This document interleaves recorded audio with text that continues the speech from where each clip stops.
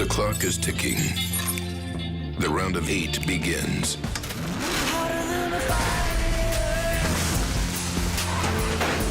Three races left to punch their ticket to the championship. First stop, Kansas Speedway. Today there will be a 201-mile battle to earn a position where time will expire. Hill and Crafton dominated the last 2 races here this season. Do they have the upper hand, or will another contender come out on top? 8 drivers, 4 spots. Let the game begin. Yep, time's up. It is go time at Kansas Speedway for the Gander RV and Outdoors Truck Series. The first race in the round of 8. You win this race today, you clinch your spot in the championship 4 and an opportunity to run for the title, Michael. Check out our Gander Outdoors track description. 1.5 miles in length. We know that. The key to this racetrack is the 17 to 20 degree variable banking in the turns. That simply means you can run down low, you can run up high. It's an equalizer. The higher you go, the more banking, but the further it is. Makes for some great racing. And then Kurt, factor in all this wind. No telling what we're going to see today. Yeah, as far as the race analysis, we've got 134 laps, which makes up 200 miles, and then 3 stages, 3 times to get points today, 30, 30, and 74. And the key thing here is that your pit window is a little shorter than that second stage. So we'll see guys on 4 tires, 2 tires, fuel only. That's where the crew chiefs have to come in and analyze things with their driver to figure out the best strategy to get to the front. Well, speaking of the front, starting on the front row, Chandler Smith and Ben Rhodes. You see the starting lineup there at the bottom of your screen. The average starting position of the race winner is 4th, and Sheldon Creed in that 2 truck will start in the 4th position today. Keeping us on top of the stories from pit road, here's Alan Cavana. Alan? Hey, Vince, you know, we talked about the top of the playoff bracket. Let's look at the bottom. Tyler Ankrum comes into this race 8th out of the 8 playoff drivers. And last time we were here in Kansas, it really represented kind of a low point in his season. There was this wreck that you're about to see here that involved 2 of his teammates. Tyler Ankrum took the blame, and it led to a lot of bad blood back at the GMS shop. But the team itself says it used that as a learning point, a turning point in the season, something to learn from, to make better decisions back on the track, and it's worked. He has improved, and now he finds himself still in position to earn a championship, looking for a little redemption here at Kansas today. Another storyline we're following, of course, Hailie Deegan. We talked about her before. This is her debut. It will not be easy. We all know that, but they are surrounding her with a lot of talent. On the box, making her for her crew chief is Drew Blickensderfer, a Cup Series veteran who's won a Daytona 500. In her ear as a spotter, Kevin Harvick spotter in the Cup Series, Tim Fedewa. They have realistic goals. They said they just want to finish all the laps, but Hailie Deegan said she really wants to get a top 15 finish today in her debut, guys. Thanks, Alan. Let's hop on board with Austin Hill, one of our playoff contenders starting inside the top 10. Is going to wear a visor cam, man. I love this view, Kurt. It gives you a real feeling for what it's like to be out there on the racetrack battling these other competitors and trying to fight through this tough, brisk wind to get to victory lane. Yeah, that visor cam is one of my favorites. With Matt Craft and his in-truck camera, he's always one that thinks really strongly with his crew chief, Junior Joyner. Those 2 have been together almost as long as like Jimmy Johnson, Chad Canal style. So watch for the 88 truck today. And we're about ready to go green, boys. We are indeed. Chandler Smith on the outside, Ben Rhodes on the inside. The round of 8 for the Gander Trucks is green at Kansas.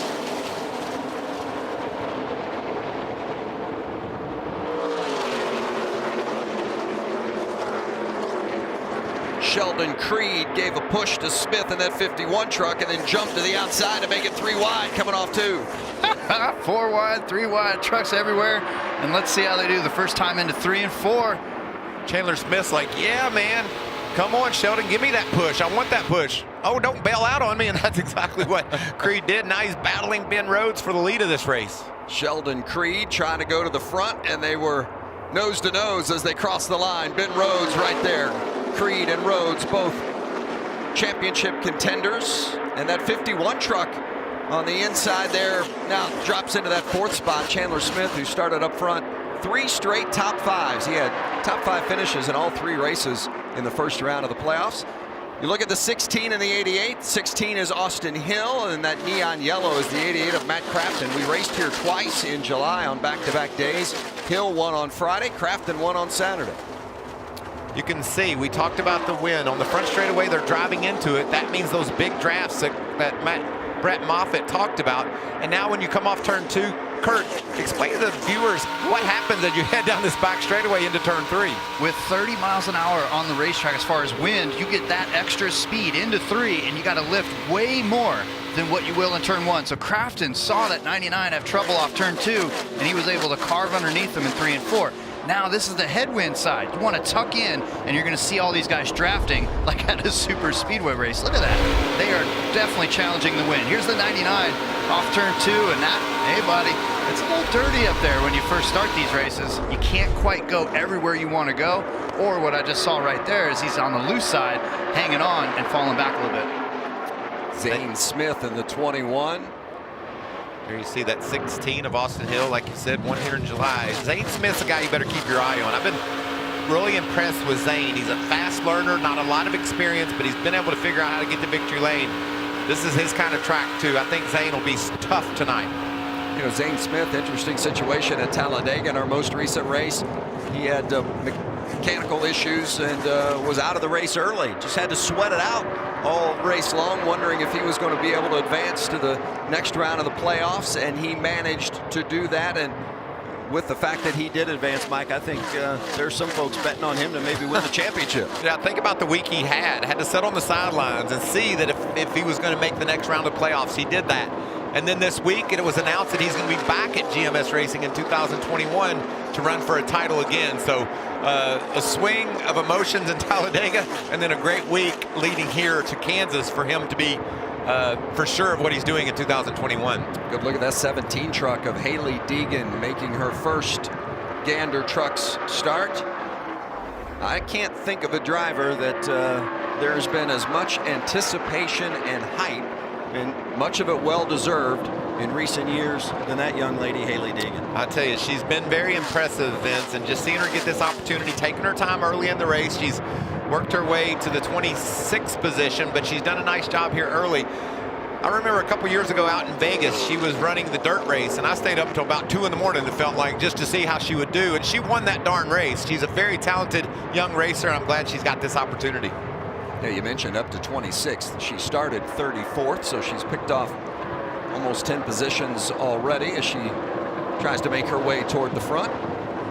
There you see Brett Moffitt. He's getting challenged there by the 4 truck of Rafael Lessard. Lessard has been very impressive lately. Of course, he got the win at Talladega, but anywhere we go, he's been faster, and he's making some good moves here early. You know, Kurt, so many times we talk about these young drivers, especially the rookies who, like Rafael Lessard, we come to these racetracks, they don't get practice. And it's been a big curveball for many of them. But Lessard and the other rookies, they've raced here twice already this season. That's got to be a big benefit for them as they come into this race today. Yeah, this is that time of year where you've got to be settled in with your team. You've already now been to tracks 2. This is your 3rd time. When I was a rookie in the Truck Series, Jack Roush told me, he says, hey, you know, you got a few races where you can make mistakes, but your 3rd time to a track, I want to start to see results. That's when things have to start to transition, and you need to move to the front. And now that's where we're seeing some guys settle, and then some guys are still struggling. You see our playoff drivers highlighted in yellow on the pylon on the left-hand side. Ben Rhodes is running just inside the top 10 of that 99 truck, Alan. Yeah, and remember, he started on the front row of this race, so he's going the wrong direction. An eventful race already. He said for about 3 laps he didn't have radio communication with his team. Now that he does, he's able to tell them on the straightaway. Other trucks are just driving by him and driving away. Doesn't have the speed he needs right now. Yeah, he looks loose. He was loose early up top. He's loose now, and he's just trying to tiptoe and get out of guys' way. Wow. That is a tough break right off the bat, just to be that loose, because Kansas will chew up the tires and make you even looser, and it's going to make for a long day. They need some adjustments pretty quick on that 99 truck. And Vince, when you look in your mirror and you don't see any championship contenders behind you, it's time to get a little bit nervous as well. We've got to get some stage points. We've got to get this truck tuned up. Let's hear what Ben Rhodes is saying on the radio. Just settle in here, man. Top copy. I know. Just back it up here. You're all good. Roll that bottom for me. 5 back already. There you go. That's what I need, man. 80% around the bottom. Perfect. That was some high octaves there. That voice really gets exaggerated when you're loose at a place like Kansas. He didn't sound like he was settling in at all, did he? Coming back to Kansas.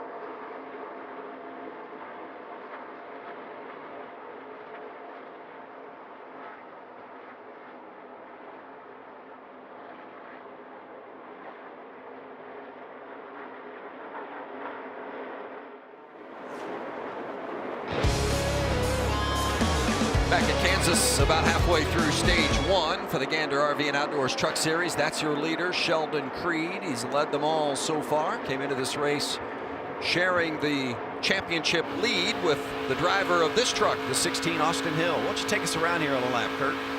I love the visor cam at this track because you get to see so much from this angle. And here we have a start-finish line. He's down on the apron trying to break the side draft to the truck that's on his right. This is one of the smoother tracks, by the way. But down into turn 1, it was a headwind, so he can drive into the corner much deeper. And he's trying to keep the throttle in it off turn 2, and now you catch a draft off of a lap truck down the back straightaway. Listen, all the way out of the gas into 3, and then back into the gas to exit turn 4. And he was running the high groove, and that's primarily where you're going to be later in the run when your tires wear out. And so here he's going to choose to go to the outside again of a lap truck. Listen for turn 1. Back to the gas much quicker in turn 1 than in turn 3. And that's that 30-mile-per-hour wind difference of a tailwind versus a headwind. And that's a lap around Kansas. And that truck's handling well. You can see that bright yellow truck, the 88 just ahead of him. That's Matt Crafton in the 4th position. He's racing with Zane Smith in the black and silver 21.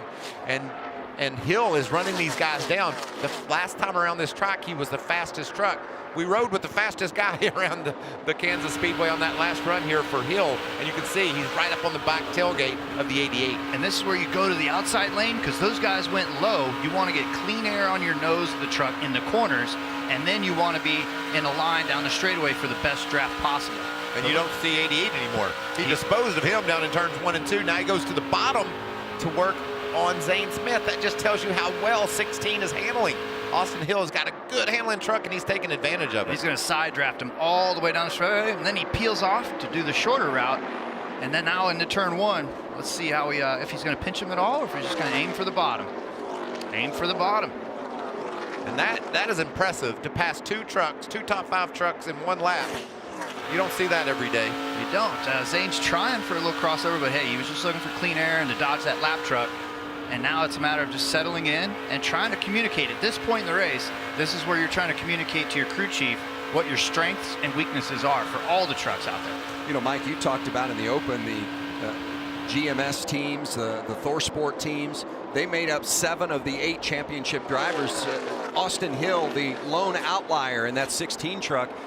Is that an advantage, a disadvantage, not having teammates in the mix, or all the attention being focused on his truck? Can that play into his hand at all? They're used to the cards they've been dealt. I don't think it's really a factor at all. He knows how to win races. Won here when we were here back in July. Obviously that setup, even though the weather is quite drastically different, is working well still. I don't think it's really a factor when you get to this level, Vince. These guys that have teammates like Sheldon Creed, he knows how to take advantage of that and get the most of it. And Austin Hill, without any teammates, they're focused on their truck solely. So I'm not really a fan of either. I think both will work well. Sheldon Creed, a 3-time winner this season, had a tire issue while leading at Talladega and ended up 12th our last time out. But speed has not been a problem for this young man all year long. He has had it in spades.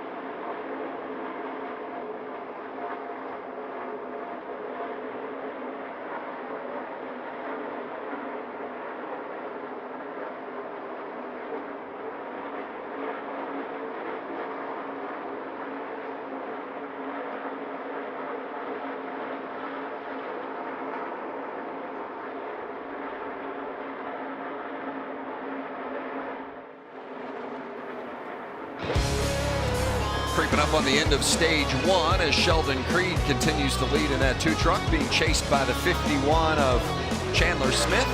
Smith, the 18-year-old from Talking Rock, Georgia, ran in the ARCA race last night, and those were his only laps here at Kansas. Had not been here before, but man, he comes in on a roll, doesn't he? Yeah, 3 straight top 5s for this young man. Very impressive in his debut last year.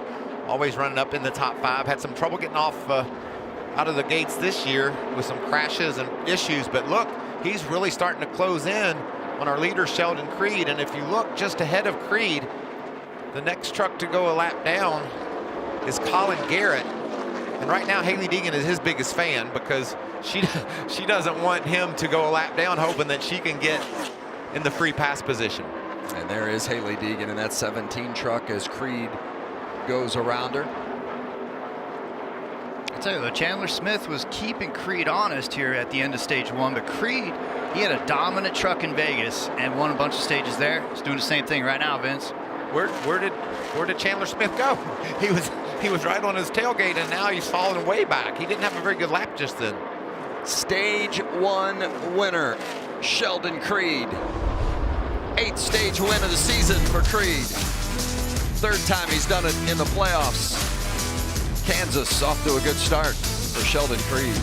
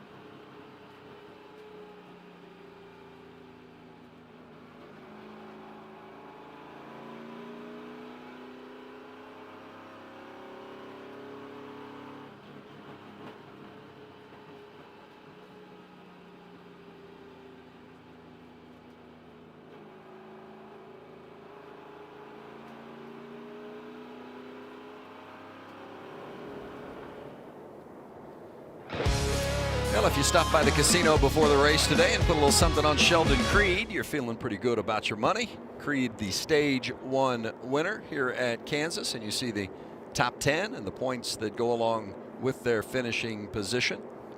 The big movers in stage 1, Ben Rhodes started on the front row, lost 19 spots. We documented how loose his truck was in that first stage, and Parker Kligerman up 21 positions from his starting spot of 35th. I think 4 tires here, Kurt. What do you say? Everybody pits, gets 4? Pretty much. That's going to be a 100% chance of that. You always want to have the opportunity for the most grip, and under yellow and after a 30-lap run to start the race, 4 tires. And this is going to be where you evaluate your long run speed versus your short run speed, and you have to make the right adjustments to help your driver make those moves. And this is the same tire combination. They get 4 sets of tires for the race, and this is the same tire combination that these teams had here in July. So the crew chiefs should be familiar with them, although the conditions are quite different than we had here in the summer. Down to Allen. And we're looking at the 16 of Austin Hill on the top of your screen. Came into this pit stop in 3rd place. He says it's a little too loose when he gets into the corner. His biggest complaint, though, was the effect of the wind that it's having out there. An adjustment for the 16 truck. The middle of your screen, Sheldon Creed, the leader in that 2 truck. He says it's a little loose getting in, a little tight getting off, so they're going to make an air pressure adjustment, hoping to fix that. And then on the bottom of your screen, Chandler Smith in the 51. He was closing in on the leader at the end of that run. His only complaint, it's too tight on the bottom of the racetrack. Watch for him to move up. Yeah, and Creed not the first one. He's the first one on pit road, but it was Austin Hill gaining a couple of spots with his pit crew getting it done. Zane Smith's crew going to work as well. Big adjustments for the 99 of Ben Rhodes. Stage 1 was a disaster. That's what we call wholesale.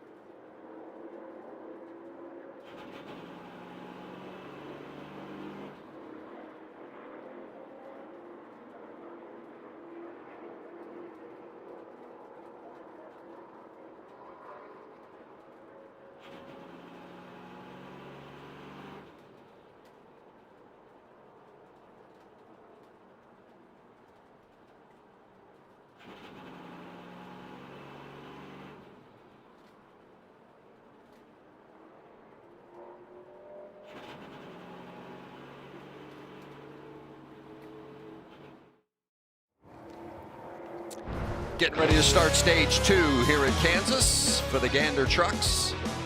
Austin Hill, the stage 1 winner, led all the laps. Hey, making her debut in the Truck Series today, as we've discussed, is Hailie Deegan, and she may be a newcomer, but Hailie is soon to be no stranger to this series.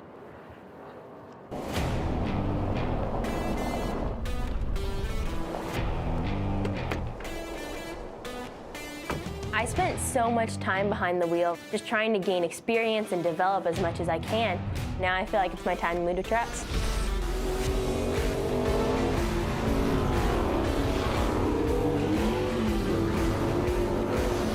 I'm really excited to be in the Truck Series because it's so competitive and exciting. And I know a lot of eyes on that 17 truck here today, as Hailie Deegan, certainly her move to the Truck Series has been much talked about, much anticipated. And well, what are the expectations in your mind for her today?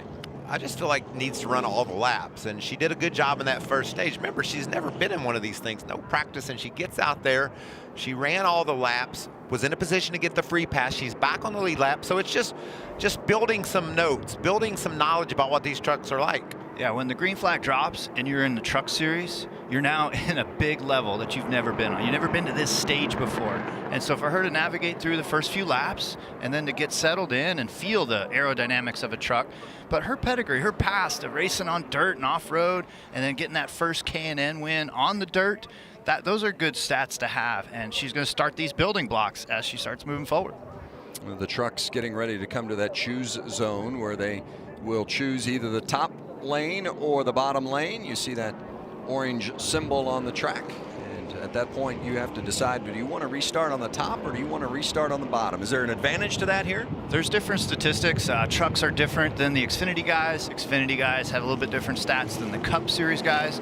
At the end of the day, the top is going to be preferred more times than not. And so that's where you'll see guys leaning towards the top side. But if you get a chance to pick up a ton of track position, you go low. There's Jordan Anderson. Some problems, was not able to pull away off pit road after that pit stop. You saw the team, or we saw the team a moment ago, backing his truck into the pit stall. So they're addressing that issue. Anderson's lost 4 laps. Some issues with his truck. Sheldon Creed was the stage 1 winner. He's in that 2 truck. Will restart on the outside of row 2. There's a look at Creed. Austin Hill was the first one off pit road, so he'll begin this second stage with the lead. And I would keep my eye on Austin Hill. He always gets better, it seems, Vince, as the race goes on. And he was really strong in that first stage. I'm sure he talked with his team and his crew chief about what adjustments he needed to be even better. And now he's out front, so he could be hard to catch. Yeah, this is where you see the difference of a pit crew. If it got a fast stop, you're able to jump ahead of some of those faster trucks, and then now you have track position. And Creed, we'll see how he does here. He's P4 right now on the outside of the second row. That was the winner of stage 1, and we'll see how he's able to adapt here now into this second stage. Stage 2 is green with Austin Hill and Zane Smith up front. Look at all these trucks pushing and trying to draft and trying to move another guy out of the way. It's go time now. Everybody got their laps underneath them in stage 1. Chandler Smith pushing through in the middle and off turn 2. He wasn't worried about getting stuck in the middle, was he? He just jumped right in the middle. That's something that kids like to do. You gotta, like Kurt said, you gotta go where they're not. If you can get an advantage by running the low line, that's what you gotta do. That and you're gonna get a big run. Trucks on the high side. Caution is out, and you see why. It's a big one. Rafael Lassard is involved in that, and there's playoff driver Tyler Ankrum. Man, that's a tough break. Hard hit. It's got the fuel line knocked off. That's where that fire's coming from. And remember, Ankrum was there involved in trucks the accident everywhere. last time here. The 24 of David Gravel was That's a shame. Tanner heavily Gray. damaged. That was the 75 truck of Parker Kligerman also receiving some damage. We just talked about all the positions he gained early in this race, and now he's going to have to figure out if they can make repairs to that 75 truck. And again, that's that big draft down the back straightaway, big tailwind. Everybody's driving down in there with extra mile per hour on somewhat colder tires. It's a cool day there, and you got to get heat in your tires. And now that's what makes 3 and 4 so tough the first few laps. Of all the drivers that were involved, this is really the one that is most significant, just in the sense that he is one of the playoff drivers still in the hunt for the championship. Tyler Ankrum, he came into this race today 8th out of 8 drivers, 16 points below the cut line. So he needed to move forward, not have this kind of an end to his day. But he knows his fate now, Vince. He's got to go win one of these next 2 races if he wants to be a part of this championship battle. And he will not want to come back to Kansas anymore. Remember, he had that tire issue and then eventually a brake issue on the Friday race here in July, and then involved in an accident on the Saturday race. See, the 45 of Trevor Bayne lost a little momentum there. I don't know where this all started, but you can see to the bottom goes Crafton. Oh, Moffitt gets clipped, and they all wreck behind him.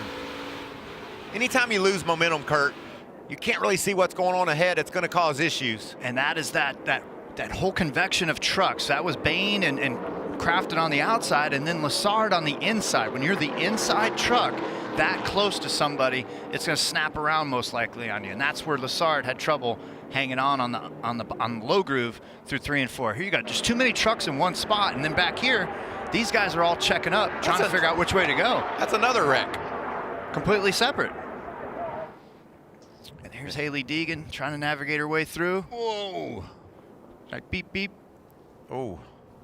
That's the accordion effect of everybody trying to check up.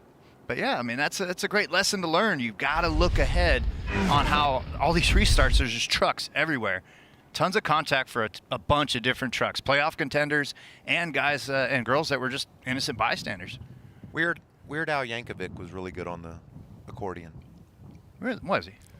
And now they've stopped the field. There's time to clean up. We have debris everywhere. We do. Yes, there's trash everywhere. David Gravel, that 24 truck, of course, World of Outlaws star, 57 World of Outlaws wins, former Knoxville National winner. Tanner Gray there in that 15 has had a really good second half of this season, and fans of the NHRA will recognize that name, former Pro Stock champion. Isn't that great? You got the NHRA Pro Stock champion, the World of Outlaws 57 times winner out here running the trucks. You talked about it, Kurt. This is how you got your feet wet in NASCAR. This is how you made your name.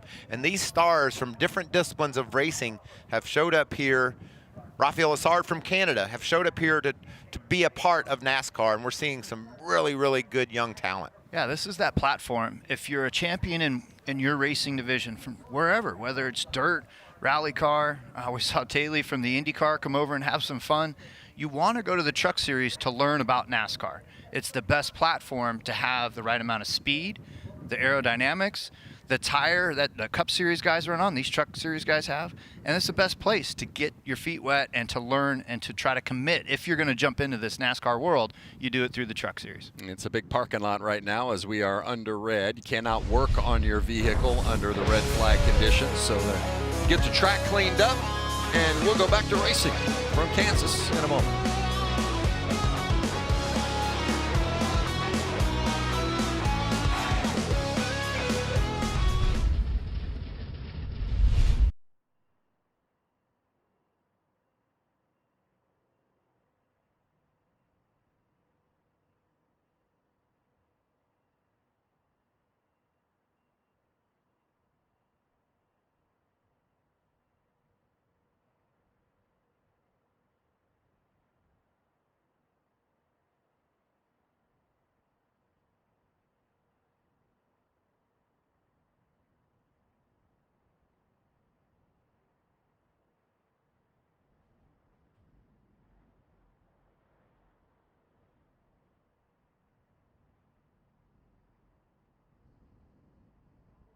Kansas Speedway, still cleanup ongoing here on this mile-and-a-half racetrack after a couple crashes in different parts of the racetrack. At this upper red flag, gives us the opportunity to take a look at the leaderboard. By Blue Creek Vacations, discover a better way to vacation with Blue Creek Vacations, the official vacation ownership provider of NASCAR. Enjoy stays at beautiful resorts at over 40 destinations across the U.S. for one-of-a-kind experiences and vacation memories that last a lifetime. Learn more at BlueGreenVacations.com. That's BlueGreenVacations.com. We are working lap number 40 with 95 laps remaining. Austin Hill out front under the red flag. Greg Tinstinger goes second. Shane Smith is third. Sheldon Creed right now fourth. Christian Eckes is fifth. Todd Gilliland sixth. Chandler Smith seventh. Trevor Bates is up to eighth. Matt Kraft is ninth, and Brett Moffitt is 10th. Johnny Sauter is 11th. Chase Holderman is 12th. 13th is Derek Kraus. Timothy Peters is up to 14th with Austin Wade Self, 15th. Ben Rhodes, 16th. 17th is Ryan Truex. Tyler Hill, 18th. Hailie Deegan, 19th. And 20th is Colin Garrett. Right now, 21st is Parker Kligerman. Now, this is going to change because the rest of the running order involved a number of trucks that were involved in the crash. But when the red and yellow flags came out, Parker Kligerman was shown 21st with Tyler Ankrum 22nd. Again, that's going to change. Raphael Assard, 23rd. Danny Bone, 24th. Spencer Floyd, 25th. Dawson Cram, 26th. 27th, Josh Malicki. 28th, Josh Rayoon. David Gravel, 29th, and Tanner Gray, 30th. Ray Cigarelli's 31st. 32nd, Clay Greenfield. Tim Beans is 33rd. 34th, Jennifer Jo Cobb. 35th, Thorne Benning. And Jordan Anderson, 36th. When I take a look around the racetrack, I see nothing as far as cleanup necessary in turns 1 and 2. Going down the back straightaway, or in turns 3 and 4. All of the focus now is where that second crash. Hey, check it out Monday afternoon here on Fox, a special edition of the NFL on Fox. The Chiefs and the Bills making up their rescheduled game from Thursday night.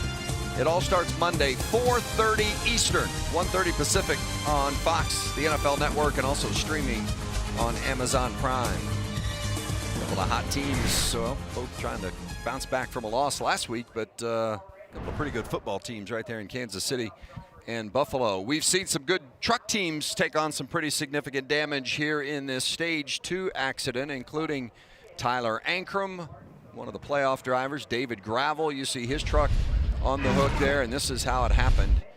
You can see Keep an eye right there in the middle of the screen. 2 separate wrecks, Vince. They piled up in the back and then got together off turn 4 and slid to the infield. So just unfortunate. That just tells you, Kurt mentioned it, the tires are a little cold. They don't stick quite as well when they first go on the trucks, and then that's when you're in the beehive. You got guys all over you, makes it really difficult to hang onto your truck. Yeah, it's like a perfect storm. You want to go grab all these positions because you have a restart, but your tires aren't up to optimum grip level yet, and you have that tailwind down the back.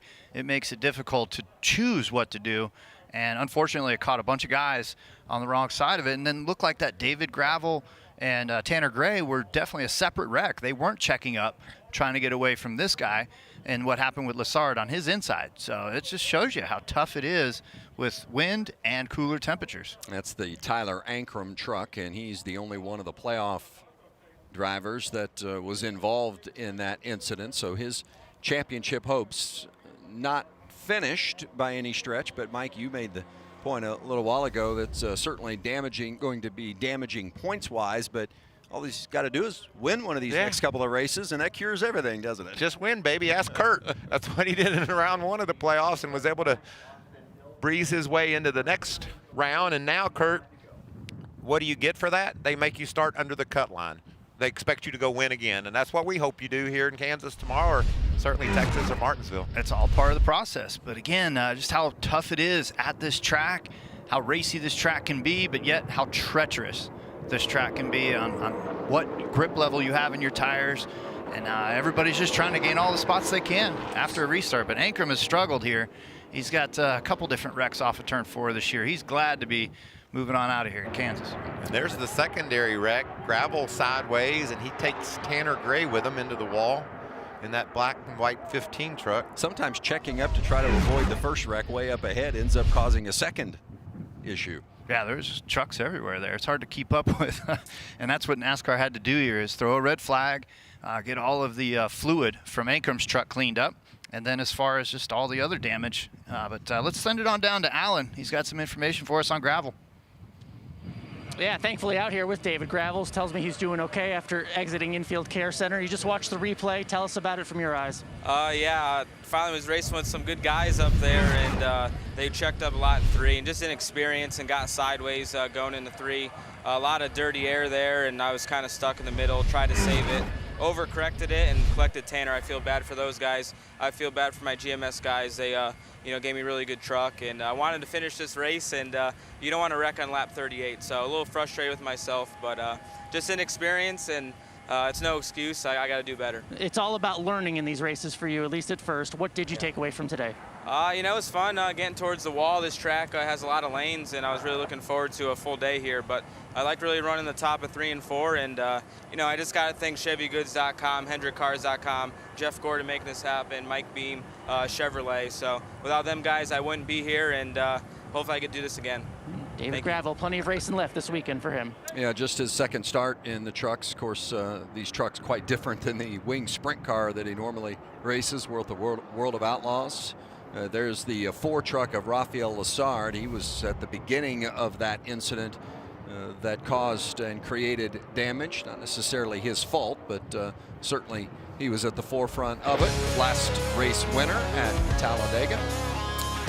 Back to yellow, and we'll go back to racing when we come back.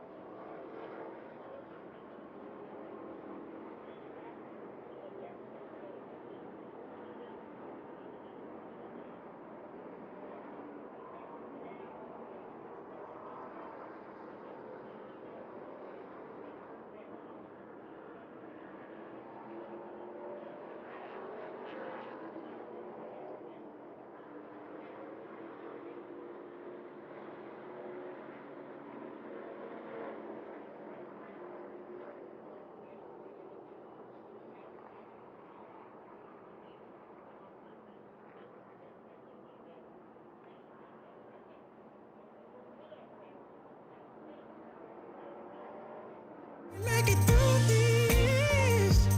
You can throw the world in my face, but the fear gives me life, and I swear till I die, I'm gonna do it my way.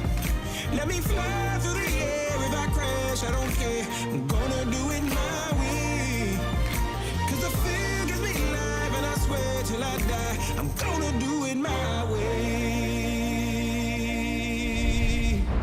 Hailie Deegan finished up the ARCA season last night here at Kansas Speedway. The ARCA Rookie of the Year and making her Truck Series debut here today. She'll run the Gander trucks full-time for DGR Crosley in 2021.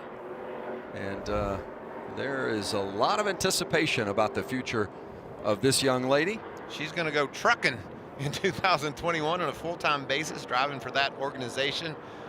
What a solid team this is, and it's great to see Hailie get this opportunity. Her dad, Brian Deegan, of course, motocross legend. You're familiar with that name if you're a fan of the two-wheel sports. Apple didn't fall far from the tree. She's been impressive getting up to speed, and in her ARCA debut and the K&N West Series, everything she's done, it's been successful for her.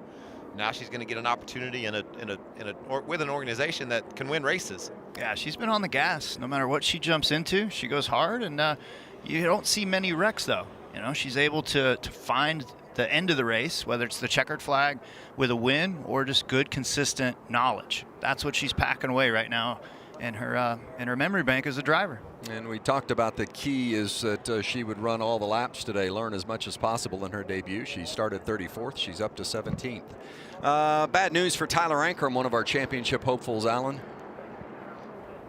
Yeah, it was a fiery end to the day for Tyler Ankrum. Looks scary. We haven't seen, you're about to see the replay, but describe it from your perspective. What happened out there? Honestly, I don't know. I haven't seen the replay yet, but I was running the fence right behind Crafton. They're 3 or 4 wide, and then next thing I know, someone's coming up wrecking. Well, yeah. Well, that don't surprise me. Ralphie was out of control almost the entire race, so sucks to end our day like that, but flames look cool, but thankful for Chevy Laguna GMS for all the hard work that we've done. I know we're in the hole now with the playoffs, so probably got to go out and win Texas Martinsville, and we'll try to make the Final Four. You comfortable with that? You have to win. Yeah, I'm comfortable with that. One option's better than having a ton, so I'm all right with that. Tyler Ankrum looking to move on still, guys. Yeah, made the playoffs for the second year in a row, though, so he's certainly capable of putting it in victory lane. Did that last year at Kentucky. Another one of our playoff drivers, Ben Rhodes. You see some repairs having been done to that right rear. They had too many men over the wall trying to repair it, so they've been penalized, and he's in fact owes NASCAR 2 laps, so he's sitting and waiting for those to tick away. He's been on the struggle bus since this race started. The truck wouldn't handle well early, and now he was repairing some of the damage. And when you're on the damaged vehicle clock and you have issues such as too many men over the wall, as you see here, it's a penalty, and they'll have to pay that penalty. But at this point in the race, Kurt, if they've got that truck tuned up, he's still got a chance to get those laps back. We got a stage in coming up. He's got a good enough truck to run ahead of most of the people that are a lap down. He could get those laps back. Yeah, as far as Rhodes, I mean, it's trying to stick with fundamentals from here on out and work your way back on the lead lap. I mean, a pit road penalty of too many guys over the wall, that's tough here in the playoffs. You got to be better than that. And then with Ankrum, you know, he's disappointed that he got caught up in a wreck that wasn't of his doing, but he's got to learn from this. He's got to know that he said he's in the interview that Lassard was all over the place. Well, you got to look ahead and figure out how to maneuver by a truck that is ill handling and not put yourself in position to wreck. So Ankrum, you know, yeah, like you said, I just got to go there and win, but you got to be able to predict things and see things, and he'll learn from this one. Going past the choose zone there, that orange arrow in the middle of the track, you have to pick which side of the road you want to start on. Pretty simple if you're up front. We saw the first restart, the leader took the bottom, and I think the bottom is good for the front row, but then after that, you kind of want to be on the outside, don't you, Kurt? Yeah, if you're on the bottom as the leader, you can dictate when you take off. It's shorter around the bottom. That should give you the advantage. Yeah, it's like showing on statistics for the Cup cars that the top 3 rows you want to be on the inside, then after that you're looking to the outside. but you just got to be in clean air through the corners, and that's what you're shooting for. But you still got to watch out for that 3 and 4. It's slick down there. We're used to seeing the 52 truck, but it's a different pilot this week. And normally it's Stuart Friesen, but he's running the mod at Port Royal. So Timothy Peters, one of the veterans of the series, coming back, getting an opportunity to run. And great to have Timothy back. Ran full time in the trucks from 2009 to 2016. And he did a great job in that big crash. He was able to sneak through without any damage. So the 40-year-old out of Virginia is able to fight forward. Well, we got things reshuffled. It's now the real start of stage 2, and we got another restart. Here we go. Everybody's pushing each other as hard as they can to get that draft going. And then you're going to see them all fan out, trying to get that clean air on the nose through 1 and 2. Austin Hill in the 16, Grant Infinger in the 98, and Sheldon Creed. That's the way he started the race. Jumped to the outside and passed everybody for the lead. Doesn't quite get them all. He didn't even check up. He just said, I'm going to high side, and that's where I'm going to make my ground up. Whew. Wow, that's wild being in the middle of all that. Got to know your position, whether you're aiming for the low, aiming for the middle, aiming for the high. All that's just the quickie dry cleanup from the yellow flag earlier. Nobody's smoking up ahead. That's just the track still being a little dirty. Trevor Bain battling inside the top 10. Here goes Zane Smith to the bottom. He's clear. He's going to take that spot and throw some dirty air right onto Austin Hill running second. That opens up for Creed. So Smith has the lead. It may be short-lived because Creed is on the bumper. Austin Hill, great view from Austin Hill's perspective as he pulls up alongside Sheldon Creed. That was great anticipation by Austin Hill to be able to know that the 2 truck of Creed was not going to stick the bottom, try to carve underneath him, and give himself a shot at least side drafting him down the front straightaway. But it looks like those GMS trucks, they're strong right now. They are strong on the restarts, and they've always had that short run speed. Zane Smith, the GMS machine, so is Sheldon Creed, and they run 1-2 right now. Shoot the middle, Crafton. There's another one of the GMS trucks. You saw briefly the 23 of Brett Moffitt. Creed going for the lead, and Zane Smith using the draft along with Austin Hill down the front. He was going for the lead, and he got a little crossed up there. Creed had to gather it up, almost took Austin Hill with him. I mean, it was Austin Hill trying to do the normal line, and Creed just kind of lost track of his right front. Got a little loose into 1 with that contact. But he was going for the lead into turn 3, and he's now shuffled back to 3rd because of the draft. That's how big the draft is here with a headwind down the front straightaway. And that tells you how important every lap is. Look how tight these leaders are battling. Like you said, Creed gets a little high on entry, clips the 16 truck of Hill, and nearly got sideways. Loving this view. You got the in-helmet cam there. I didn't even check up during the hit, but then he lifted to go into the corner, settled the truck in, and he's running the middle groove, trying to keep his momentum up to chase down Zane. Good battle there for 4th as Christian Eckes and Grant Infinger. Eckes moves around Infinger, and now Chandler Smith going to take that spot also, as you see the 3 front runners. Austin Hill and that 16 truck going for the lead. Give me really hard left rear. I saw it.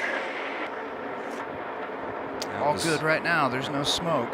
So let's talk of the contact between he and Creed in the left rear, but this is a great battle. We got 3 trucks right on top of each other trying to sort out who's going to take charge of this race right now. And Kurt, I think both Zane Smith and Austin Hill know that if Sheldon Creed gets out ahead of them, he could be gone. He's just got that fast of a truck. That's why they're battling so hard. The stage end is coming up. They don't want to give anything up, but man, that 2 truck looks like he's got the measure of those 2 right now. We heard Austin Hill talk about how Creed got into the left rear. Here's the other side of that story from Sheldon Creed's camp. Well, what's Smith doing right there? Be smart, man. Be smart. Second stage doesn't matter as much as the end. That's one of the challenges for this 2 team and crew chief Jeff Stankiewicz. They know Creed has always had the speed, but getting him to, you got to slow down sometimes to speed up, don't you, Kurt? You do. You got to let the race come to you, but Creed, he's trying to gas it up. He's trying to get these stage wins and get as many points as he can, but yes, you've got to keep your eye on the prize for the full 134 laps. That's what it takes to run towards the championship. It's not just winning stage 1 or stage 2. Going to come back for the finish of stage 2. Can Creed catch his teammate Zane Smith?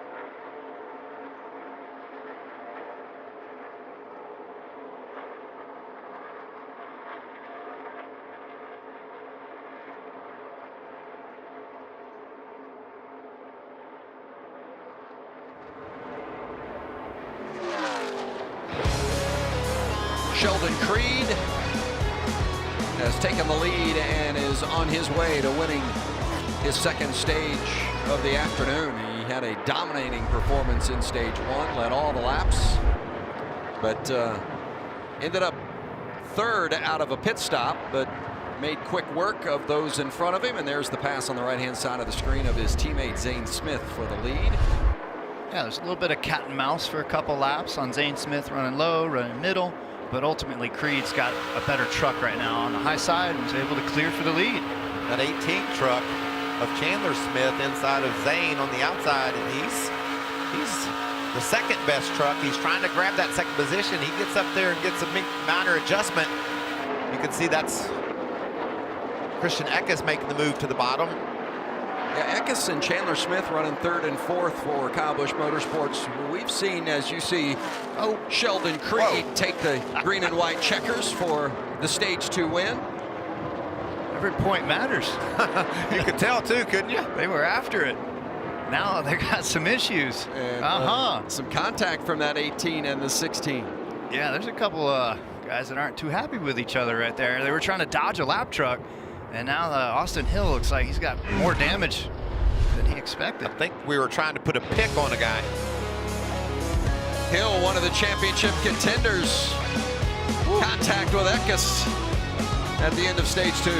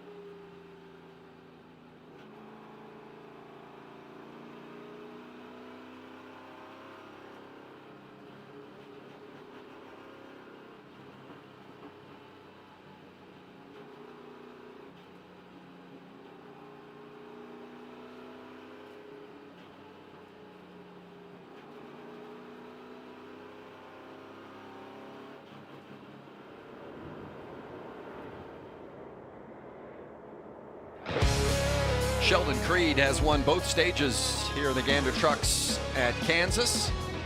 He's done that a couple of other times this season as well. Didn't win the race either time, so maybe that gives hope to the other drivers in the field, but so far it has been Creed's to lose. Riding on board with Austin Hill, and oh! It looked like the 18 truck just came up out of nowhere and door slammed him. But when you look at this replay, Eckes, the 18 truck's just trying to dodge that lap truck. Misjudges it. 16's trying to side draft. Too many trucks in one spot. I mean, that's the stress and the focus of trying to gain every point you can. And now he's got some ill handling damage now. And there's a chance he's going to have to do some repairs, which means, Alan, they could lose that track position they've fought so hard for. It absolutely could. He wasn't too happy with that 18 truck. But look at the top of your screen, the 21 of Zane Smith. We saw him lead some laps. He describes his truck as close to perfect. He just wants a little more adjustment to help him through the turns. The middle of your screen, yeah, they're going to have to address it. The Austin Hill truck, number 16, they're going to have to fix some of that damage, pull on the fender that was hit. But he says when he goes into the corner, it's bouncing a little too much, so they're going to make an adjustment on the 16 truck. And on the bottom of your screen, bad news for the field. The 2 truck of Sheldon Creed says his truck is perfect in the corners. No adjustments for the 2 truck. I'll tell you another truck that looks close to perfect is that 51 of Chandler Smith. He's losing a lot of positions on pit road though, man. Lost a ton of spots again. Ouch. That's going to put him way back again. Well, the pit stops and the work done on pit road by those men that go over the wall, it's so important. It gains or loses spots, and that track position, so tough to get back once you get to racing. And of course, it's just been tough to stay in the same zip code with that young man. Sheldon Creed is rolling at Kansas.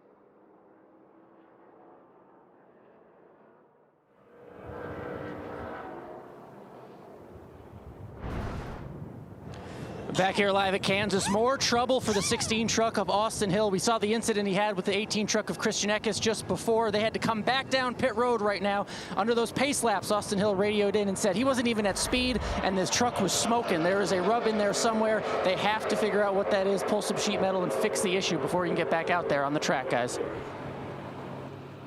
Thanks, Alan, and certainly a frustrating situation for Austin Hill as he was just battling for track position with Christian Eckes. A lap car is there, or truck is there. I'm not sure it was anybody's fault, but 3 trucks trying to fit into a space only made for 2. Yeah, and it's caused a lot of damage for one of our playoff contenders. And this caution, the stage end is a big break for this guy. Ben Rhodes is able to wave around. Now he's only going to be 1 lap down, Vince. And when you're racing for a championship, you've got to take chances. They need fuel here before long, but he knows this is his only chance to get back on the lead lap. He was 2 down. He's only going to be 1 lap down now. If the caution flies and he's able to pass the guys that are 1 lap down, he'll be back in contention. So I like this chance they're taking. And that's just a part of it. When you saw what happened to Hill, he was battling. Jen-Jo Cobb was down off the track doing her job, staying low on the racetrack. And those 2 guys were racing for that stage point, and they came together. Coming to the choose zone, pick the top groove or the bottom. And for Ben Rhodes, Mike, just to add to what you said, I mean, it has been a challenge from the drop of the green flag for him and that team. He started on the front row, and he finished 21st at the end of stage 1. I mean, they dropped immediately. That truck was so loose in stage 1, and they have been fighting it ever since. No doubt. And we don't know whether they've made adjustments that'll help it yet, Vince, because of the problems they've had on track. So we'll just have to see. During that pit stop, radio from the 17 of Hailie Deegan. Messed up again and my foot came off the brake, my bad. There's a good chance you're going to be able to sit in that truck after the race and say, if my brake pedal was a little bigger, a little this way or that way, it'd be easier for you. Stuff you didn't know, getting in it the first time. I know, it's in the great place. I keep forgetting.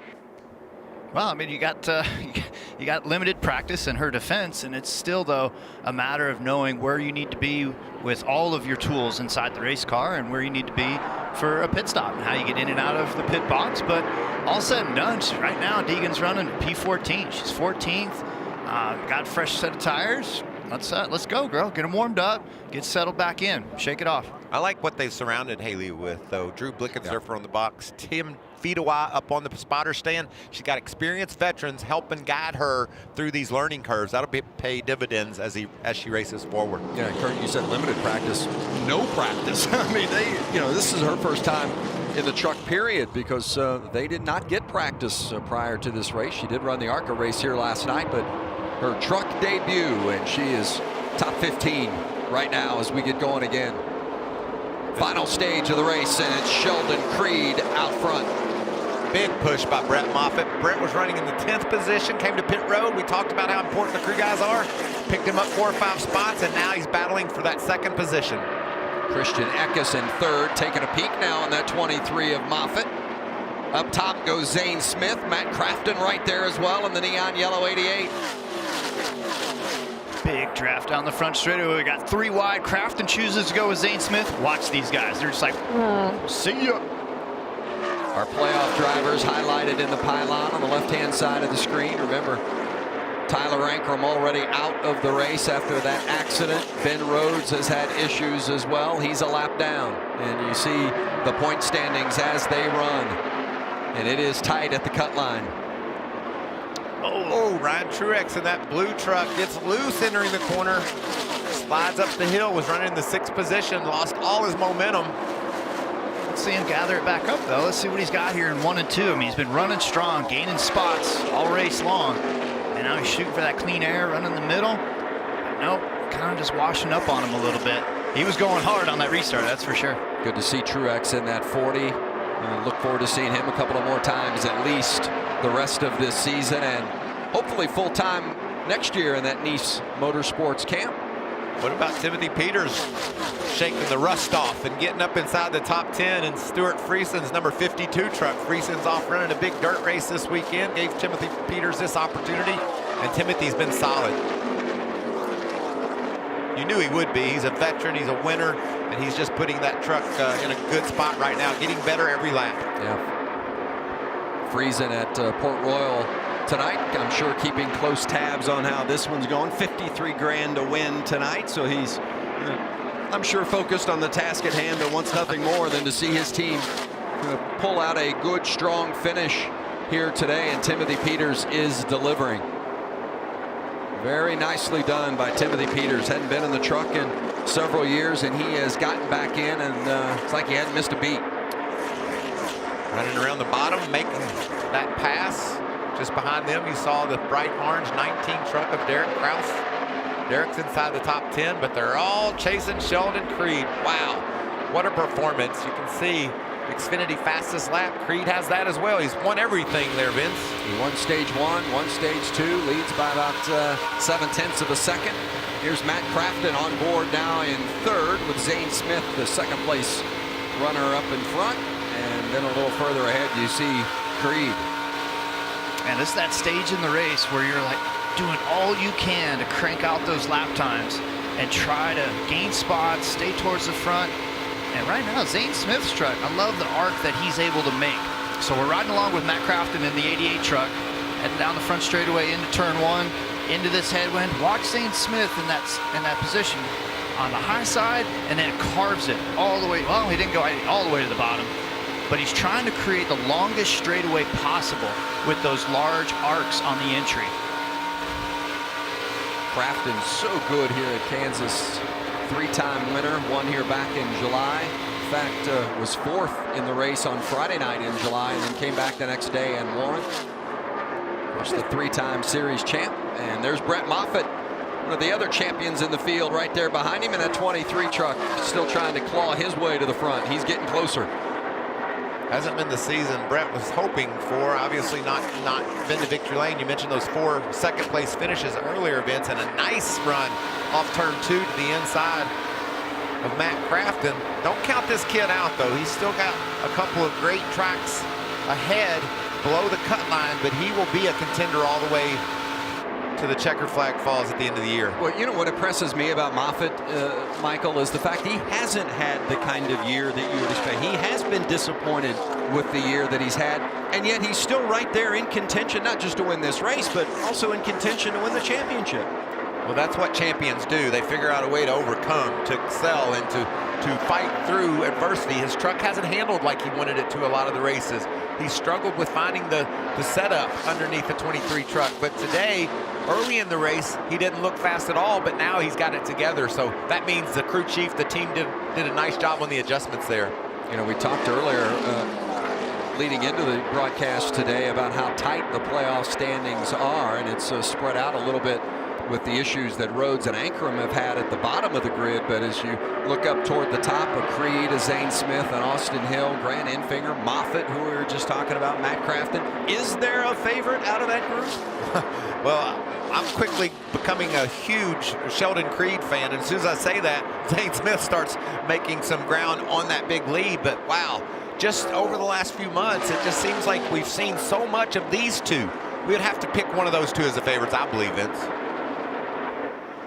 Both out of the GMS camp. Sheldon Creed, they're your leader in that 2 truck. He's won 3 times this season. Crew chief Jeff Stankiewicz, the 21 of Zane Smith. He's won a couple of times. Veteran crew chief Bono Mannion calling the shots atop the box for that group. This is a very strong organization, and they have shown it week in, week out. 7 wins for GMS this season. And they're running 1, 2, 3 right now. Whoa, you see Creed, he feels the pressure, feels the heat coming from Zane Smith. He was loose down there in turn 1 and 2.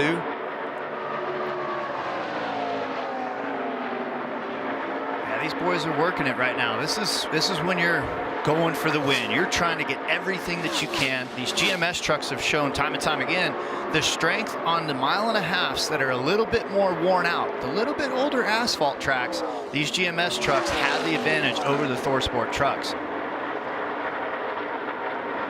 Now it's Zane Smith's job, Vince, to look around. He's closed in on Sheldon Creed. He can't just run in his tire tracks. He's got to search. He's got to try to get a half a truck length higher in the turn than the 2, or lower. Move your groove around, huh, Kurt? You have to anticipate where the leader's going to go, and you have to go in the opposite lane and get that clean air on the nose and get the momentum. That was a great run off of turn 4. And let's see, he'll move to the inside and use the shorter distance around. And then Creed's up on the top side in the 2 truck.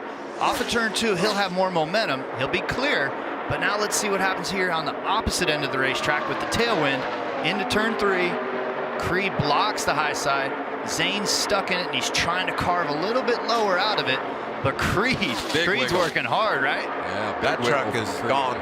It's gone loose, Vince, and the more pressure Zane puts on Creed, the looser it looks like that truck's getting. Absolutely. Well, the one thing you don't want to do here is end up making a big mistake. We've got a lot of race left as you see Creed trying to gather it up again as it starts to get a little sideways. I mean, there's another pit stop yet that needs to be made by all these teams. I mean, we've got a lot of racing left. You don't want to wad it up here.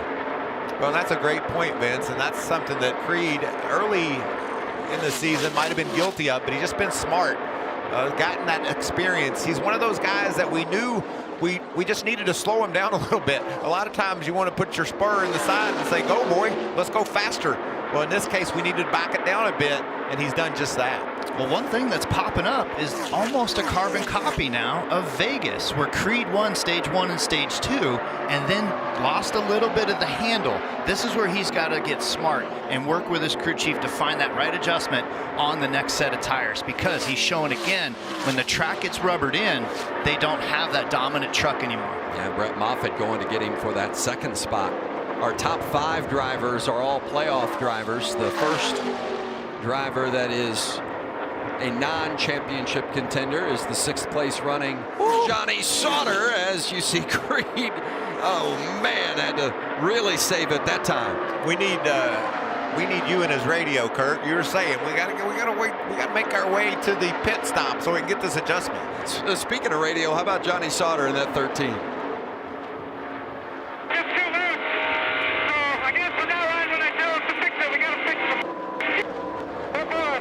You wanted it. Obviously you didn't. You're sliding backwards. You're gonna be all right. We got a long ways to go here. I fixed it like you wanted it. Now it got loose. If you really zoom in and look at the racetrack rubbering in, the track's taking rubber and it glazes over like a dirt track and it gets slicker. Also, what's happened? There's no more sun. The track is cooling off. It's gaining grip with the asphalt temp, but it's also getting glazed over with rubber. That's why you're seeing trucks on the looser side right now. Johnny was trying to explain that to his team.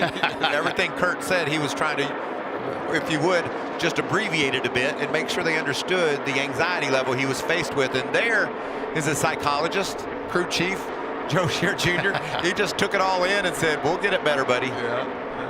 I love that. Crew chief's, we'll get you on the next stop. Yeah, okay, bud. I got to work this wheel for the next 55 laps on this tank of gas.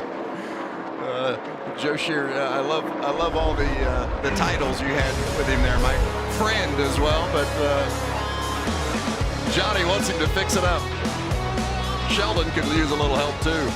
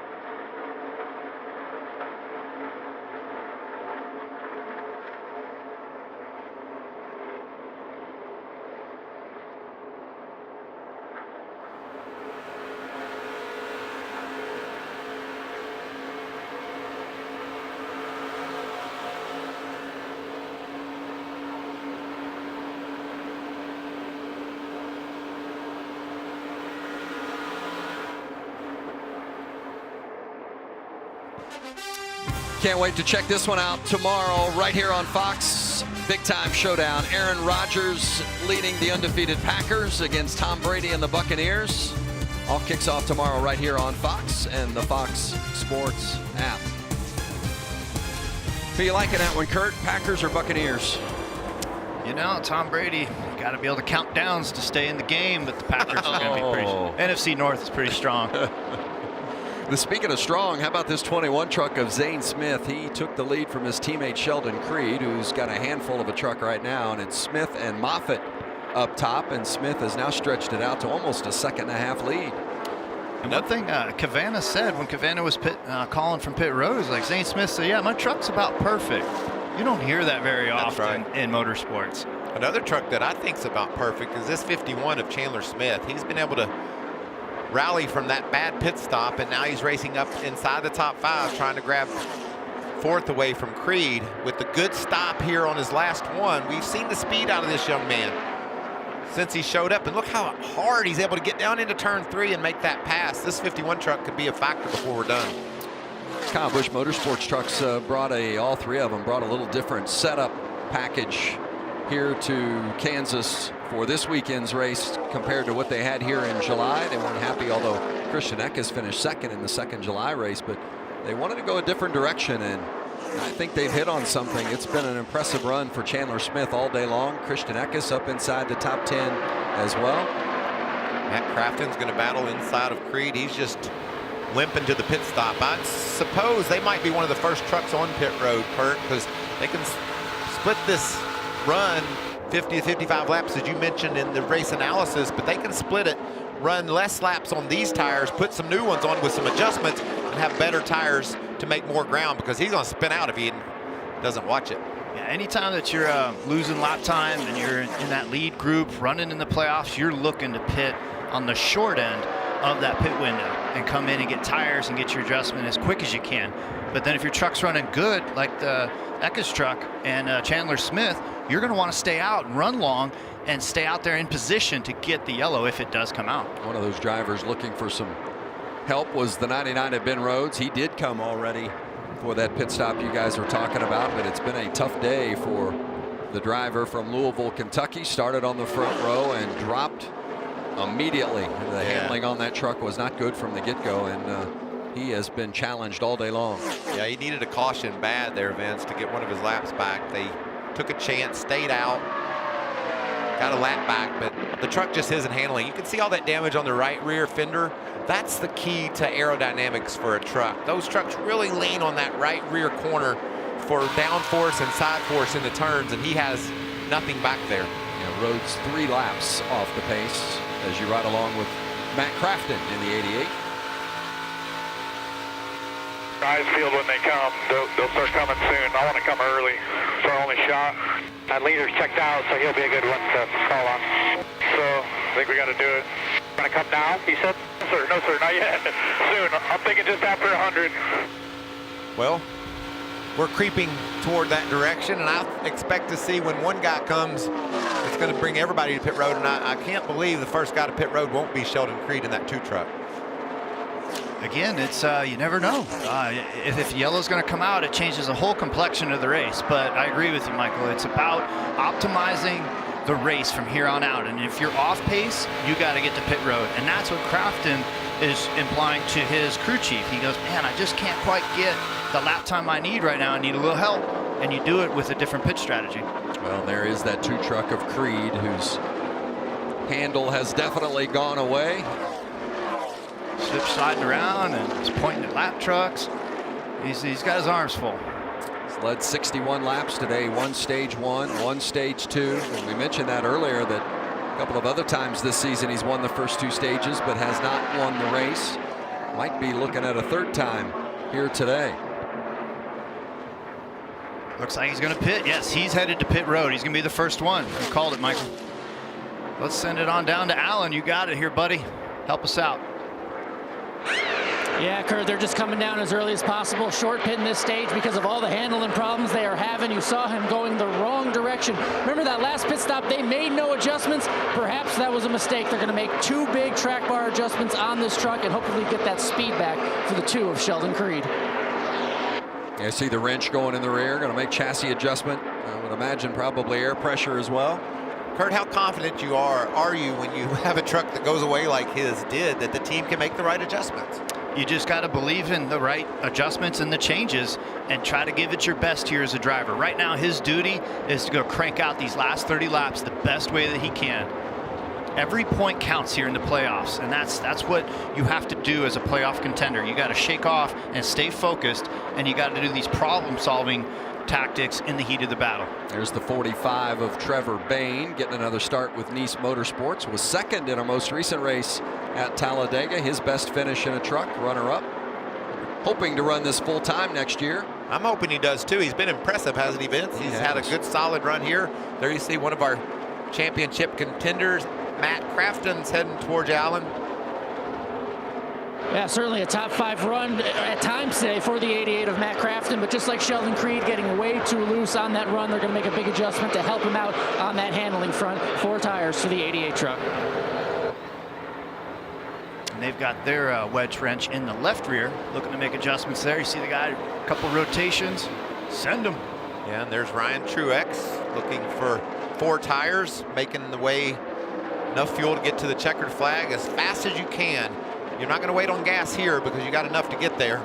You've seen a couple of these with Bayne and Truex, a couple of Nice Motorsports trucks. James Buescher, former Truck Series champion, going to be in the truck next week for Nice at Texas. I love seeing that, didn't you, Kurt? How hot he came in there, sideways, smoking the tires. That's maximizing your time getting to pit road. What is he saying on the radio, Alan? Not much during that run. Remember, he described it as near perfect, and they're having a lot of trouble on that right front, guys. We can see it there, a little long on the 21, but they're going to see if they can maintain the speed that they had. The 23 of Brett Moffitt, he was threatening. He was trying to come up on the 2 and 21 out there on the track. Needs a little speed, still looking for that first win of the season for Brett Moffitt. Bunch of trucks headed to pit road, and then there's a couple of trucks that I think are going to stay out long, and that's the KBM trucks of Smith and Eckes. And they're still out there. It looks like Infinger just hit pit road. Here's a race off pit road. Let's see it. Let's see who's going to drag race their way through the apron area of 1 and 2. And Zane is on it. And ultimately maybe for the lead once it cycles back around and everybody gets their pit stops made, as you see Grant Infinger. Wow, that's a great battle off pit road. Yeah, Infinger's getting service. And one thing you can't afford right now is a mistake. You know, this late in the race, this last pit stop, if you have a speeding penalty or leave a wheel loose, that'll cook you. So these teams need to be precise, and these drivers need to be on the gas, and we're seeing that out of the GMS teammates. On and off pit road for the 16 of Austin Hill. Remember, they had that problem. There was a big vibration. They seemed to fix that. They were making up track position out there on the track. He's already out back, trying to maintain, get some of those points back, guys. Yeah, Hill had picked up about 10 or 11 spots, so he was definitely going the right direction. As you see, Brett Moffitt finally wrestles that position away from Zane Smith. That was an impressive battle off of pit road. Those two boys didn't want to give up anything, and they launched, and they were drag racing on the apron. They blended off turn 2, and you're wide open through 3 and 4, and the first time you're going to crack the throttle was back down on this end of the track, and Moffitt drove as hard as he could to get the lead away from Zane Smith. So this could be a big moment as far as one truck's going to be in clean air for the rest of the run, one truck's going to be in dirty air for the rest of the run. Of course, you see Moffitt and Smith 8th and 9th, but all those ahead of them still have to pit yet. So one of those trucks, Vince, is Hailie Deegan. I don't think she's ever made a live pit stop. I know they don't have those in ARCA, but she's just gotten better and better all day long. Currently running 6th, needs that last pit stop, but was running about 14th or 15th prior to the pit stop starting. So nice work by this lady. And wouldn't you think that would be all you could ask for? Run all the laps, finish in that top 15 to top 20 range? And you know, Kurt, what I was impressed with is when she restarted 14th. You know, that's the eye of the storm. Your truck's going to handle as bad as it possibly could because of all the air being moved around. She was able to hold her own in that circumstance. Just another part of the learning curve that she excelled in, I think. Yeah, she's getting a lot of boxes checked off today as far as dirty air, restarts, pit road, and we're probably going to see a hot pit entry. And as Zane Smith showed, you're going for every inch that you can, every bit of lap time to get in off pit road. So we'll see how she's able to handle that. If I was her spotter, I wouldn't be telling her she's running 6th place right now. I would just say, hey, keep cranking out laps. But what I love, if you look at the top 5 speeds, she's there. She's there trying to show that she has the speed not only to run up front, but wow, look at all the ground that Moffitt made up while Smith was smoking his tires. Moffitt just came in there under control, but fast. That's those grades that you get as a driver. When there's debriefs after a race, you get grades on passing, on optimum lane on restarts, your hot pit entry, your hot pit exit, pit road entry. There's so many different things a driver is in charge of, and it's great to see all this on display today. Remember, Hailie Deegan still has to come to pit road again. Along with all those around her, Eckes, Sauter, Peters, Gilliland. This is just strategy, making sure they didn't think they had race winning trucks, Vince, but if they stay out and catch a caution, it could be a game changer for these teams. There's Christian Eckes in that 18 truck for Kyle Busch Motorsports, who was runner-up here in July. As you see Brett Moffitt going past Eckes. Had to crank it really low. The 6 truck was slow off the turn. That's Norm Benning, and Brett had to really make sure he got low underneath that 6. Stormin' Norman. Moffitt getting that lap back. He was a lap down because he had pitted already, and Zane Smith is coming strong behind Eckes as well. There's Smith in that 21 truck. Knifing through some of that lap traffic. He is on it, trying to make up as much time. And there's Eckes coming to pit road. Absolutely. Getting her woed up and trying not to slide a tire. Now, would any of these guys dare to try to take 2 tires after staying out that long and trying to make this pit stop faster? Or you think it's going to be 4 again? It's worth the thought to see. But these guys got 2 tires sitting there on pit wall. They're most likely going to do 4. If they could ever get the right front on. That's a struggle. You see it just continues. There it is. There it is, the 2 tires. And so that's been some of their issue all day today. The KBM trucks have struggled on pit road. It might be too much right front rebound in that shock, and it's not allowing the tire to come out of that fender well completely so that the guys can get the tire on easily. Yeah, you saw the tire changer pointing to the left, trying to get Eckes to turn the wheel to help that problem. As more guys come to pit road, wouldn't be surprised to see more 2 tire stops. Johnny Sauter in the 13. The 52 is Timothy Peters, and there's Todd Gilliland. Our Gander RV and Outdoors, 20 to go. Gilliland technically the leader in that 38 truck, but still has a pit stop yet to make. Got trucks everywhere on all those different strategies. That was what we were calling out earlier on how the keys to victory at Kansas, there are so many of them. It's like a janitor's key ring when he's at the school trying to open up all the doors. You just got to keep working it until you find that right combo. And the only problem for Eckes was his pit stop was so long. Most people could have gotten 4 tires in that amount of time, so it didn't work out for him because of their issues on pit road. Johnny Sauter penalized for speeding too fast entering as he made his way onto pit road.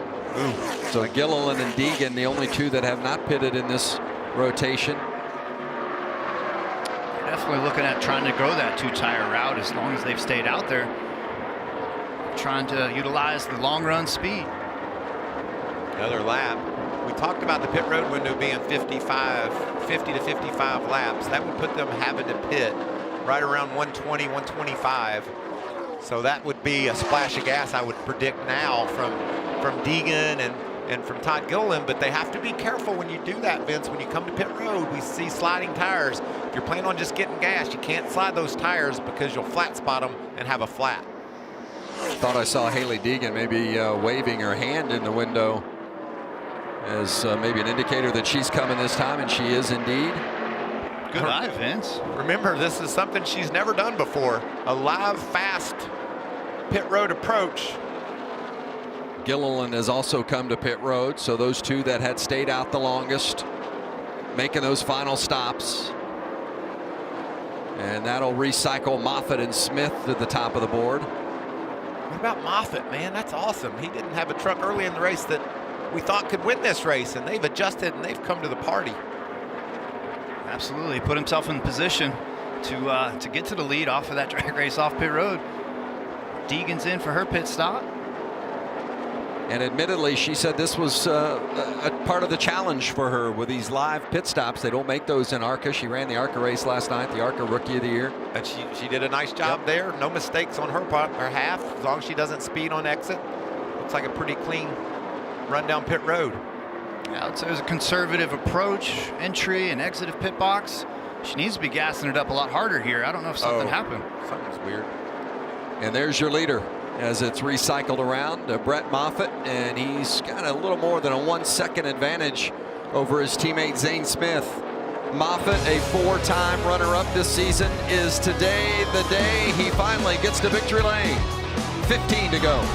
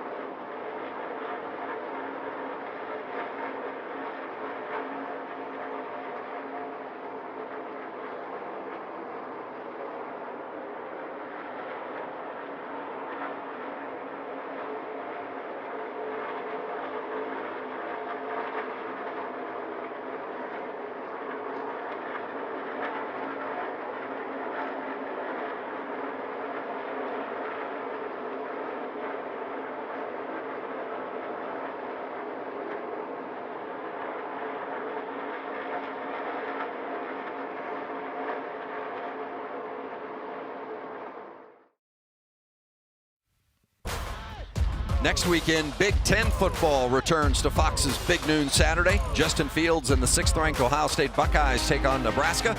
Coverage begins with a special Big Noon kickoff pregame show live from the Shoe at 10 o'clock Eastern. Only on Fox and the Fox Sports app. From the Shoe, eh? You got it.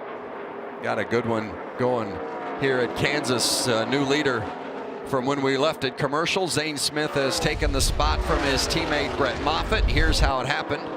Caught the lap truck, did Moffitt of Todd Gilliland, and Todd was just trying to stay on the lead lap, and unfortunately Brett's truck didn't want to handle where he needed to go, and we talked about the fact that Smith in the 21 was closing in on Moffitt, and that just opened the door for him. Zane's had an awesome truck on the long green flag runs, and he's just done it and executed perfectly all day to make sure that he wasn't too aggressive on the starts, but maintained, grabbed spots when he could, but then he's just been consistently cranking out the best lap times.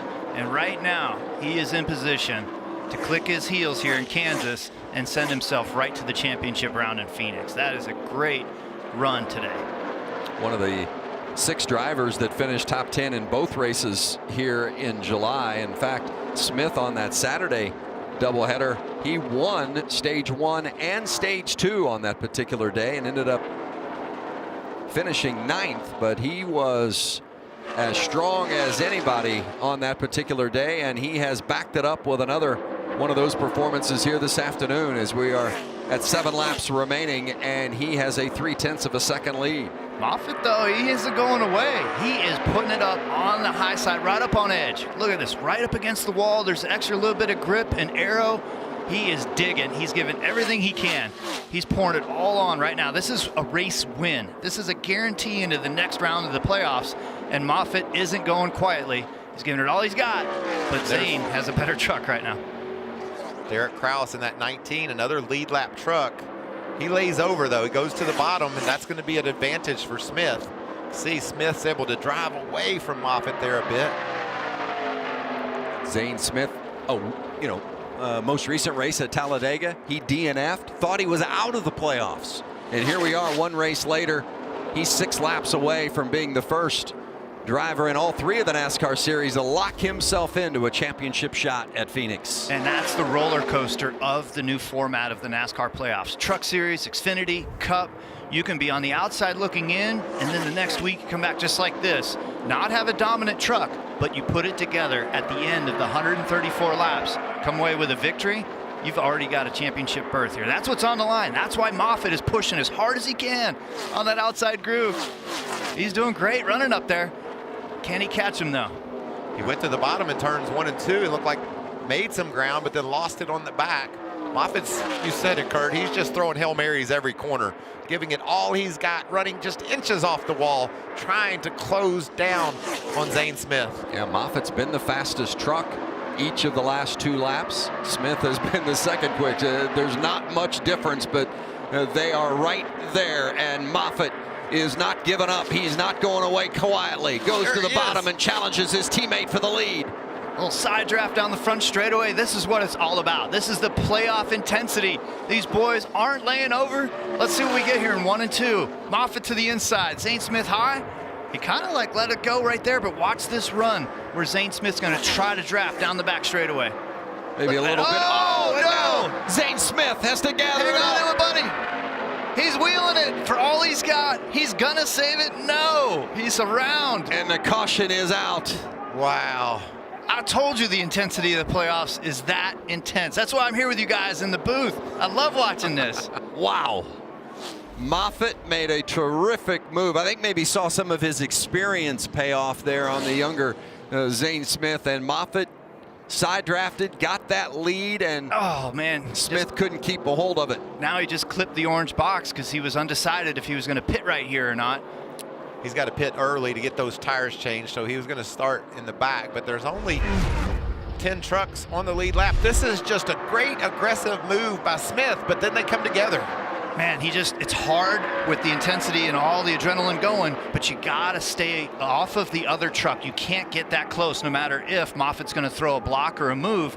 You gotta just stay off him that little extra. What a race, huh? Man. Didn't you see just the determination from Brett Moffitt running inches off the wall and then throwing that move to the bottom to put himself in a position to grab the lead?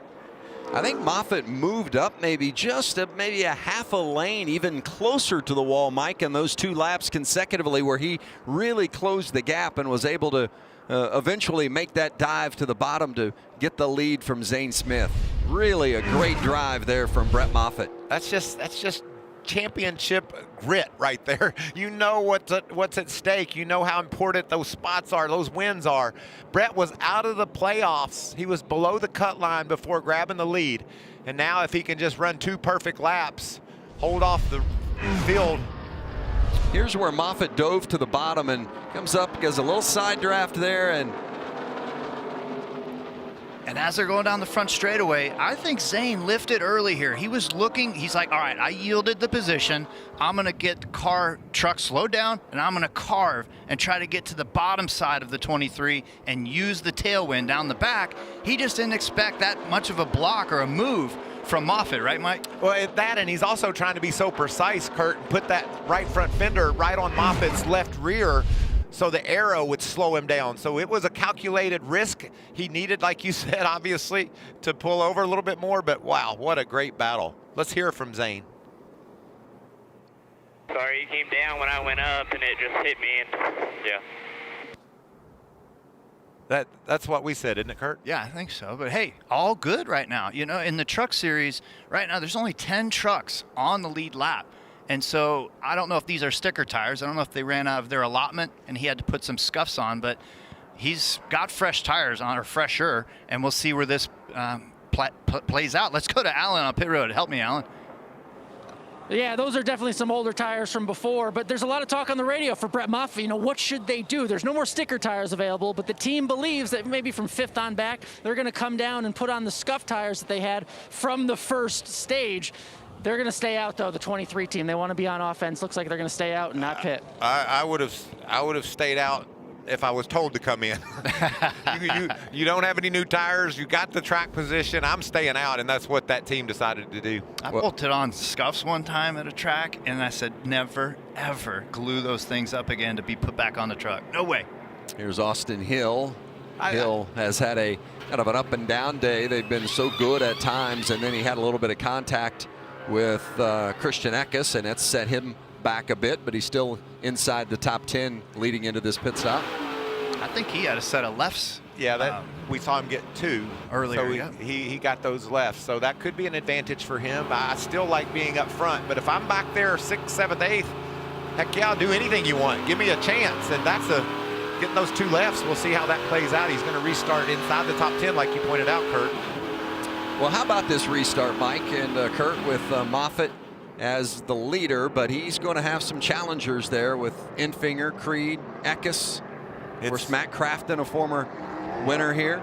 It's going to be nuts, Vince. It's going to be the restart of the year for these guys. A chance to go race for a championship is on the line here.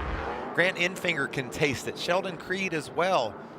They're all going to be all over Moffitt. Where does Moffitt choose? We've seen the leader take the bottom on these restarts throughout the day. Does that happen again here, or does Brett decide to go up top? There are so many different factors heading into this restart, and the biggest one is worn out tires. These guys have been out there a long time, and these tires are going to be sketch as far as the acceleration through the gears, as well as when they drop down into turn 1 and 2, you're not going to be able to hold it wide open on these old tires. So every decision from here on out has huge consequences. Well, while we prepare for NASCAR overtime, we'll remind you that next Sunday, the 25th, will be at Texas Motor Speedway. Doing a little doubleheader with the Cup Stars. Martinsville Speedway will follow for the last race of the round of 8, and that will set the stage for the championship run Friday night, November 6th at Phoenix. And it has ramped up the intensity, this playoff format, and I know there are a lot of folks that could argue it either way, whether they liked how it used to be back in the day, etc. I don't think there's any doubt about the fact that it has ramped up the intensity race after race after race, leading all the way to Phoenix. Yeah, I'm all jazzed up right now just watching this because of what's on the line. If you win today, you don't have to worry about the next 2 rounds. You're already trying to polish up on your Phoenix championship run truck. So that's what these guys were racing for. That's why Zane was coming back to do the crossover and side draft. That's why Moffitt made the move he did. But now all of that is behind you. Now it's what's ahead. How do you execute to win this race and to lock in? Radio from the 23 of Moffitt. Yeah, I think bottom's preferred, especially with hot tires, to clean this racetrack, Launch right, for sure. That's clear by the time we get to center 1. Otherwise, they're going to be on our door because the 98 is going to see who picks the top, I think.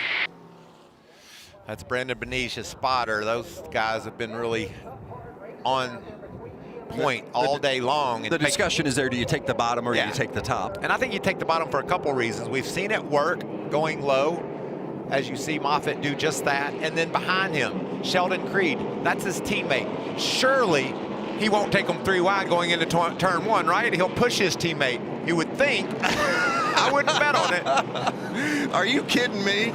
Every man for himself right now. Thank you very much. I need a big push, buddy. That's what Brett Moffitt's saying to his teammate. And what's great is Infinger, we haven't talked about him all day, and he's put himself in position to try to win this race. He's been just kind of lurking back there, running 4th, running 8th, running 3rd. Now he's P2 on the outside of the front row. I'm like warming my hands up. This feels great. This is like, what do we've got here in store for us? My watch just sent me an alert, Vince. My heart rate just went to 108. And that's more than it usually is when I'm exercising. That's how exciting this is to me. I was going to say, imagine what Moffitt's watch just told him. By the way, Moffitt has been runner-up 4 times this season. We've talked about it. He's yet to win. He's been runner-up 4 times. 3 of those 4 have been to his teammates at GMS. And one of those was when he pushed Sheldon Creed and didn't run over him out down in Daytona. Let's look at these rules. 2-lap shootout. They're going to take the green. If they come back and get the white, the next flag, whether it's the yellow or the checkers, will end the race. If they don't take the white and the caution comes out, we'll re-rack them and do it again. So you're watching these guys. They're swerving back and forth, trying to heat up their tires. They're going forward and back, trying to get the rear tires to hook up here for this launch. Right here is key. Let's go. Moffitt on the inside, getting a big push from his teammate Sheldon Creed. NASCAR overtime at Kansas. The outside lane was nowhere. None of them were assembled very well. And Moffitt and Creed take off on the inside. He's sideways. In fact, Moffitt got a little shove from the 51 of Chandler, or excuse me, Creed got a little shove from the 51 of Chandler Smith. And now Smith pulls up side by side for second while Moffitt has grabbed the advantage. Austin Hill, who put on lefts, he's running 4th right now, looking to cut to the bottom. Is he going to have enough momentum to make a move? Brett Moffitt coming to get the white flag here at Kansas. Big draft by Sheldon Creed. He's closing in on Moffitt.